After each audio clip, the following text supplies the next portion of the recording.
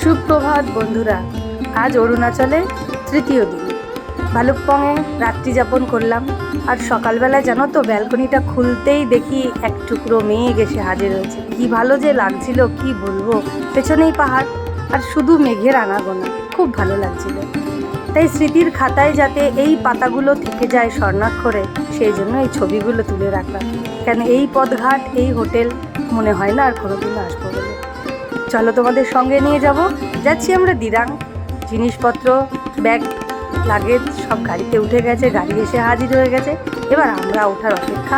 তাই এই রাস্তায় একটু ছবি, ভিডিও তোমাদের জন্য কেন, এটা আমার জন্যও বটে, যাতে ভবিষ্যতে পাতা উল্টে স্মৃতির খাতাটা দেখতে সুবিধা হয়।